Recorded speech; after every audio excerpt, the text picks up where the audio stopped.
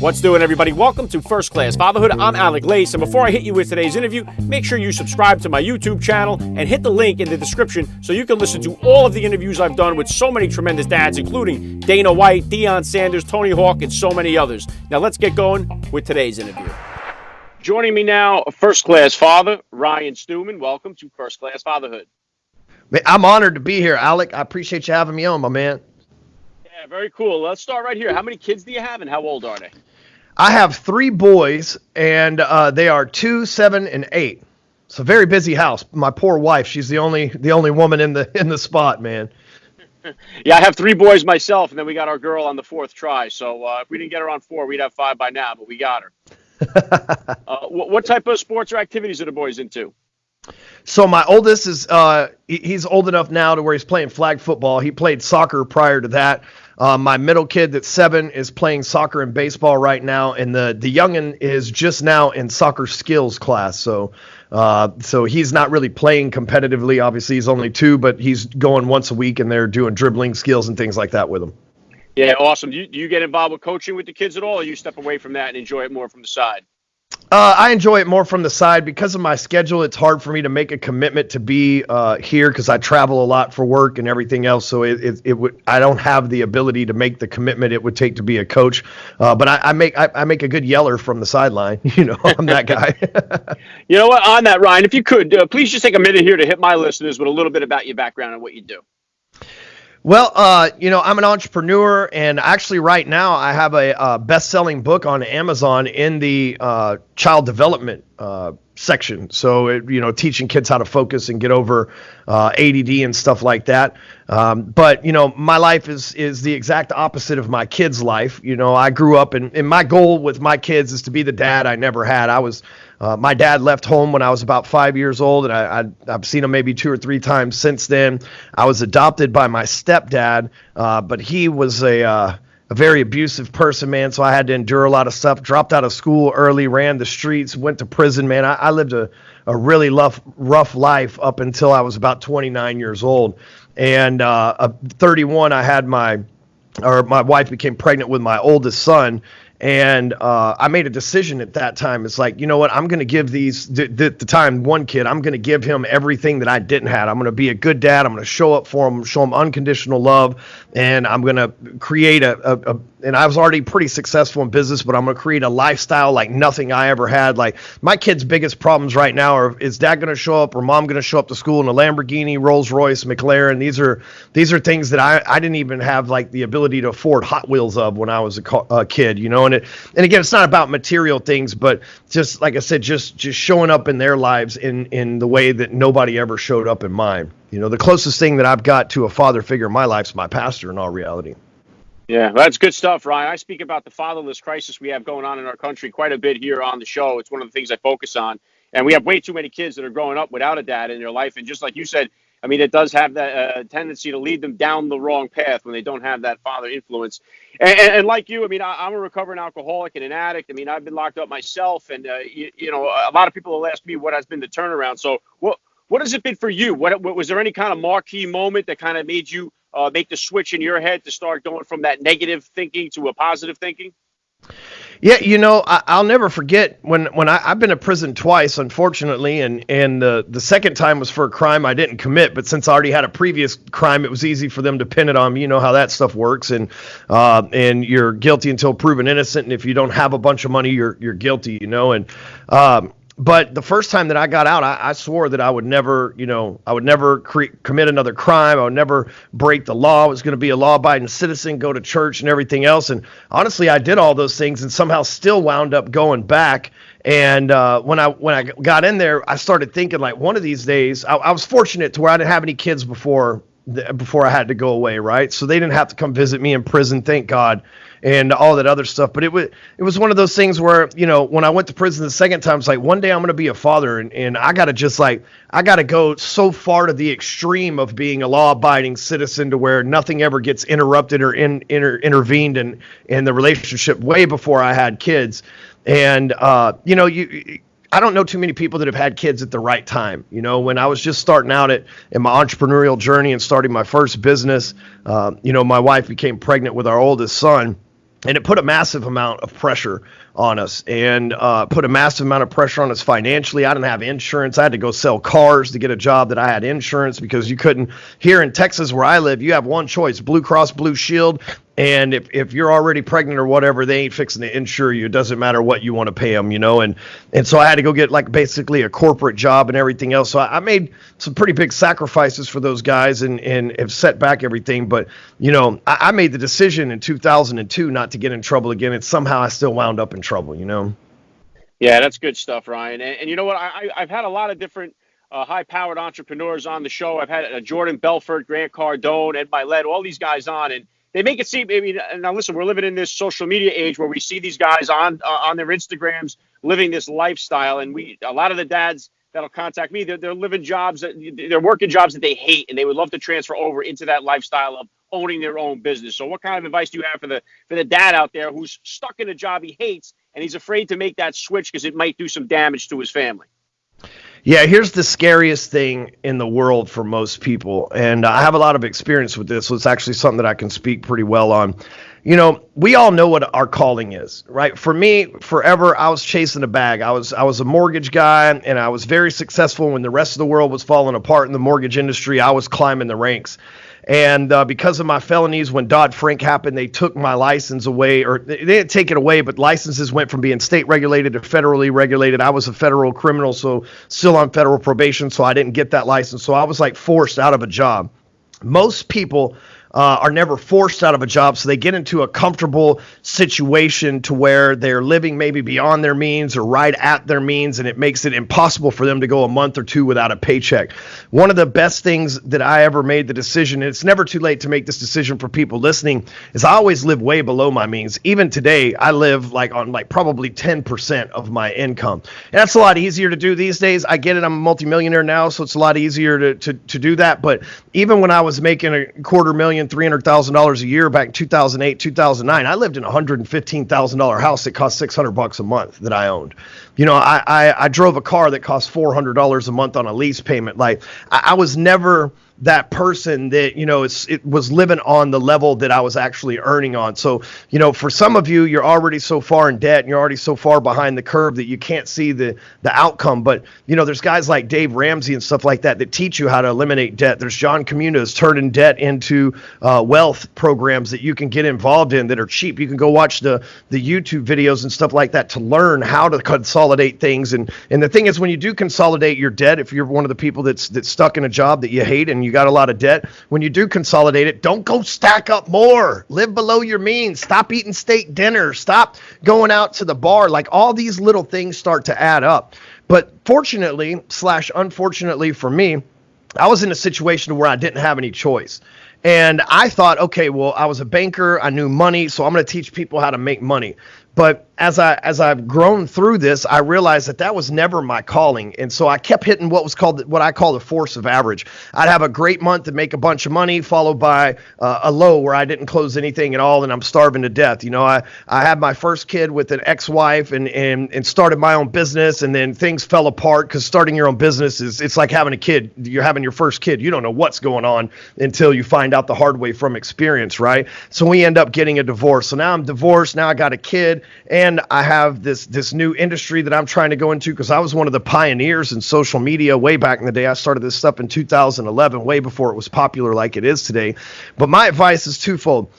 Keep low debt, right? Find a way to get out debt and find your purpose. Don't just leave the job that you don't like now for another job that maybe even pays more, but you don't like it neither. We all have a purpose in the back of our mind. God has planted a reason for us to exist on this earth. And many of you are out there ignoring it. You're drinking it to death. You're drugging it to death. You're sexing it to death. And you're just trying to hide that voice. You're like, shut up, voice. I don't want to be a motivational speaker. Shut up, voice. I don't want to go be an advertising guy. Shut up, voice. I don't want to be a sales guy, or whatever that is that's calling.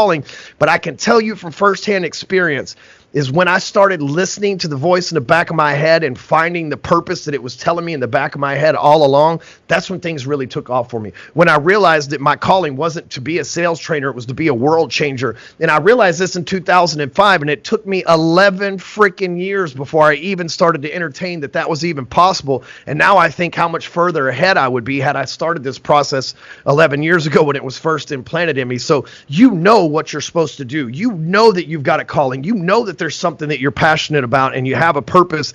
And it's the sooner that you can get into that, even if you have to start it as a side hustle, the sooner that you can get into that, the sooner your life will get into congruence with where you're supposed to be. You know, the other thing I'd like to add is there's so many ways to make money out there that you don't have to chase money. Whatever you're passionate about. I mean, Gary Vee's like flipping My Little Ponies and stuff from garage sales just to prove that you can make money from this stuff, right? And he's passionate about Hot Wheels or whatever the case may be. As weird as that seems to me, that's his thing, right? But like, so you have no excuse in today's day and age. There's moms that go out there to garage sales, buy clothes, put them on eBay and make money from them. They go to the thrift store. I watch the Pawn Star show all the time on TV. I love that thing for some reason. People will go to thrift stores, antique shows, estate sales, and they'll find stuff and they'll make a profit from it. So whatever it is that you feel like you should be doing, there is a way to monetize it. I promise you. Yeah, very well said, Ryan. And you know what? We are living in a time where there's so much opportunity available to everybody. You talk about consolidating debt. A lot of the guys that follow the show here and listen, they're buried in college debt. And it's one thing I usually ask the entrepreneurs that come on here that have been successful is with all the opportunities that exist today for us, is college necessary for kids to succeed in today's world? No, I don't think my kids will go to college, to be honest with you. Maybe they'll go to a trade school if they want to. But I mean, I think that the country has pretty much proven that college is useless. There's not too many doctors that make the money that I make, and I'm a 2-time felon and a degenerate and dropout. You know what I mean? And here's these guys that got $500,000 million in college debt, and I'm able to springboard ahead of those guys because I don't have no debt at all from college. And if it's too late for you, one of the things that coming from a banking background that I can tell you right now is that money's flowing around now like it was in 2005. So if you're going to get a consolidated loan, if you're going to do something with borrowing money to start a new business or something like that, you better get it now because we got about 3 or 4 more years of this. We don't know who's going to be elected again after that, and we don't know what rules are going to change and everything else. So like, get it while the getting's hot right now. Yeah, that's awesome, Ryan. And you know what? Reining this back into you as a dad here, obviously you went through some trouble in your own upbringing. How does that affect you? What type of disciplinarian are you as a dad? And is it a lot different than the style of discipline you grew up with? Yeah, my stepfather that adopted me, his answer for everything was violence. Hit him, spank him, choke him, whatever, push him down, like whatever. And for me, I hardly ever spank my kids. I'll take things away from them, but I like to have teaching moments. I wrote some core values around how I was going to raise kids before I raised kids. And it's in my spiral at home. And one of those is I don't say because I said so. Do this because I said so. I use it as a teaching moment. Hey, here's why you want to do this. Here's what happens if you don't do this. Here's the consequences that come from your actions. When my kids get in trouble, we all from time to time get pissed off and will yell. You know what I mean? That's just part of being a man or a dad or whatever, and kids will bring it out of you from time to time. But for me, I try to teach every time a mistake's made, every time something that doesn't make their mom or me happy, I try to use it as a teaching moment. Here's why that upset me. Here's why we don't want you to do this. I don't want you to go down the path that I am. All my kids know I've been to prison. All my kids know the mistakes that I made, that I've been on drugs and everything else. I have a video called The Force of Average where it explains the whole thing, and I had my kids watch it 2 years ago. My youngest one, he's still a little young, so he hasn't figured it out yet, but the 2 older ones, they know. And so when they make a mistake and I'm quote unquote scolding them, I'm really teaching them so that they don't have to go through what I went through, and they understand because of the stories I've told them, the hardships that I've been through, and so they get it, man. And it's a beautiful thing because they're like, oh yeah, well that's probably how you wound up in prison, huh, Dad? Yes, that's exactly how I wound up in prison. One of the weird things is, you'd be listening to the radio. And a lot of entertainers die from drug overdoses these days. A lot of them, a lot of them get arrested for drug stuff. And we didn't have information coming at us as fast when we were growing up. And my kids will say, man, drugs must be horrible. Like everybody's either dying over them, getting shot over them, dying from them. So they have a different view on things than I did. Like my first venture into entrepreneurism was somebody in the hood that I grew up in that taught me how to sell drugs. You know what I mean? Like my kids' first venture into entrepreneurism is they both have YouTube channels right now where they make videos because they want to be like Jake Paul, which is awesome, But I didn't have that ability and I didn't have that information at my disposal when I was a kid. So, like I said, I try to use everything as a teaching moment for them, and I try to use all the pain from my past to help them enjoy pleasure in their present, Yeah, very cool, Ryan. And do you incorporate your kids into you just said there, you wish you had learned all this stuff earlier on in your life. And you talk about the YouTube and all this stuff that we have access to now. There's so much positive stuff on there. I try to have my kids, when they're going to watch guys that I would think they can get something from, like a Jim Quick or somebody like that they can learn something from. How are you kind of handling or monitoring all the social media and the technology and stuff like that with your kids? So the only thing that my kids use now is YouTube Kids. And so, and occasionally I'll catch them watching my videos. It's pretty cool. At first it was like, I don't know that you're ready for that, because I drop a few F-bombs every now and then, but like that's nothing they hadn't heard at home anyway. So, but they watch YouTube Kids. None of them are on any kind of social media other than that. And so YouTube Kids basically monitors that for you. It's only kid-friendly stuff that's on there. They watch Netflix, but we have their own channel set up with restrictions where they can't watch it above PG and stuff like that. So, but again, I don't want to shelter them too much. I figure about the time that they're 10 or 11, I'll start letting them into more of the real world. But I also want them to enjoy their childhood. I was forced to go to work at 8 years old. I had to mow the yards of the car washes that my stepdad managed because he didn't know how to control me at home. And for whatever hate that he had for me or whatever you want to call it, he just put me to work because that was the answer for him. And I want my kids to actually, I feel like I've been working my whole life, and I want my kids to actually be able to enjoy their childhood, to be able to play sports and go hang out with their friends and do the things that they want to. And we'll get serious with them about their life plans and things like that when they're probably 11, 12 years old, somewhere around there. Now, we set goals for them now, but their goals are to eat healthy and get good grades in school. They go to private school. Like, their lives could not be any more opposite than my life was, But the beautiful thing is my wife was raised up. Her dad's a hedge fund manager. He's retired now. He was a hedge fund manager for Wells Fargo. And she was a hedge fund money raiser, whatever you call that, Series 63, Series 7 person. And she went to Catholic school as a girl, was private schooled and all that stuff. So they live a life really similar to her life, which was a lot better than my life, And the good thing is I have her and she knows what that's like. So she's like, no, they're not going to public school. We're going to put them in private school. Public schools where the drugs are, and public schools where the kids that don't have the same beliefs as us. So they go to a Christian private school, and everybody there's a tight-knit community. I've met some awesome people there, like my kids go to school with Patrick Bet-David's kids, from Valuetainment, and we're the Rolls Royce squad up there at the school, and their kids are the kids in their classes are sons and daughters of doctors and lawyers and leaders in the community, which doesn't always work out perfect, right? But it is a better chance than just them being in public school and stuff like that. So try to do things that way. Yeah, and that's one of the debates that's difficult for families. It was for ours. We have 2 kids in public school right now, 2 in Catholic. So I understand, what goes along with both of those. What was the genesis here of the BreakFree Academy that you got going on there? What was the genesis of that? And what else are you working on currently? So back in 2014, I was at a gentleman named Kevin Nation's house, and he was one of my first mentors, and he was teaching how to do seminars, like whatever it was that was your expertise. He would teach you how to get people there and how to deliver the content and how to become a teacher. He's one of my favorite people, man. He's really good at that. And I sat there at his house one day, and I was his sales guy. That was all I ever knew, right? His sales job. And I came up with the term BreakFree Academy because I felt like my life, I lived a life in bondage to addiction, bondage to loving the wrong people, bondage to relationships that weren't two-way relationships, bondage inside a prison, bondage inside the mental shackles that I had. And I wanted to help people break free, but I wasn't exactly sure. It was a wrong time in my life. I wasn't exactly sure how to do that. So our BreakFree Academy started off as like breaking free from just being a sales guy. You could be a sales and marketing guy, because when you pair marketing with sales, then that's where the real wealth has been. But, over the years, I helped quite a few people become a millionaire, and some of them got addicted to drugs. Some of them went back to prison. Some of them even died because they didn't take care of their health. And I thought, man, there's got to be more that I can do to lead these people, because money truly doesn't solve all the problems. Now, don't get me wrong, money ranks up there with air and water. But if you've got other stuff, then money will only make, like if you got a drug addiction and you got money, dude, your problem's only going to get worse, right?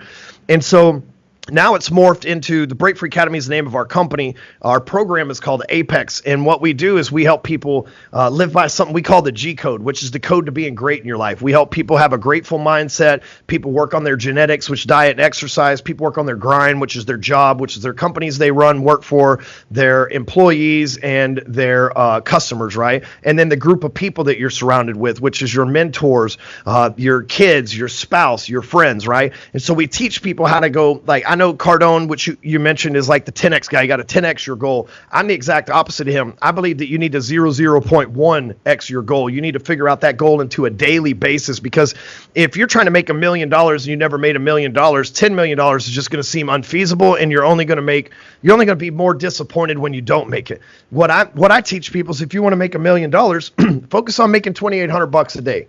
Right? If you want to have a great relationship and at the end of the year have all these breakthroughs, break that down into what it's going to take for you daily. If you want to lose 30 pounds, then don't try to lose 30 pounds in a month where you put it back on the next month because you're hungry and you feel like you starved yourself. Break that down to 4 or 5 pounds a month over the course of 6 months so you can get it off and keep it off, right? Break it down into daily goals. And so I actually just released the book on the G Code 3 weeks ago. It's still #1 in its category on Amazon, and it basically teaches you this process with software, and everything's free. The book's $6 because Amazon makes you charge for it. That was the lowest they would let me charge for it, and it comes with software that basically gamifies you winning and focusing on these 4 areas of your life. And so, Break Free is really more from breaking free from sales and being able to be a marketing genius and all this stuff to truly breaking free from everything that holds you back, breaking free from bad relationships, breaking free from bad genetics, breaking free from scarcity mindset, breaking free from the bad job. And so Apex is what we call our program, because, Zig Ziglar, who was my first mentor, he would always say, see you at the top. And, he's passed away, and Apex is the top of something. So we help people get to the top of their game by focusing on living the G code out daily. Yeah, very cool, Ryan. I'll put a link in the description of this podcast episode for my listeners to just tap the link and check the book out. Last thing I want to hit you with here, I love to ask all the dads that I get on the podcast, what type of advice do you have for the new dad or for the about-to-be father who's out there listening? Kids are very resilient. And so all the things that you worry about, like, we live in a time where there's not very many kidnappings in America because there's video cameras and it's easy to put an Amber Alert out. So all those things that you're scared of, them swallowing stuff or them drinking. Like, I remember watching Punky Brewster when I was a kid, and the kid drank a bunch of Drano from under the sink and stuff like that. There's childproof locks on everything. There's video cameras everywhere. Like, all those deep-seated fears you have, they're not going to come true. The chances of those things actually happen are like 0.1. Sure, you want to be conscious of them, but you don't have to worry yourself sick. Because I can tell you this, by the time you have your third kid, you're like, he's going to make it. It's just, you kind of get into the groove, right? So all those things that you're scared of is not going to happen. The main thing that I would suggest is that even if you're not with the woman that's having a kid with you, even if you're not in an active relationship, she's an ex or a one-night stand or whatever that case is, just show up for her and be your best for her, because that's going to be an example of the father or mother that if you have a daughter, you get to be the best example of a father, so she knows what man to step into, right? So that she doesn't end up in the same path that we come from. If you have sons, you get to demonstrate what it is to be a father so that they know what to look like and how to live their life too. So the best advice that I can give you is twofold. Don't worry about the things that you worry about, and really just make sure that you show up for the woman that's having your kid. When my ex-wife and I got divorced and my oldest son is from her, I made the decision that, like, no matter how much hell she might put me through, and she did for years, I was just going to still be like a yes man. Hey, I can do this. I can pay for this. Do you need extra money? Do you need me to show up? I can pick them up. And now we have the best relationship. Like, if you were to model a divorced parent relationship, like, we would be the best one, period. She just texted me today and she's like, hey, Jackson's having a Lincoln Log contest at school on Friday. I know you're going to go there. What I'm going to do is I'm going to go to the store and buy all this stuff for you and put it in his backpack so you don't have to worry about it, because I know you're going to be out of town Thursday. That's not because of her. That's because I showed up. up and became a yes man and did what I needed to do despite her dad not liking me, despite her being mad at me and divorcing me and everything else. I made the decision to show up for her because of my kid, and I would suggest that for you guys as well. Yeah, very well said. I love the message. This has been an honor for me. I got to say, Ryan Stewman, you're a first-class father all the way, and thank you so much for giving me a few minutes of your time on First Class Fatherhood. Yeah, thanks for having me, man.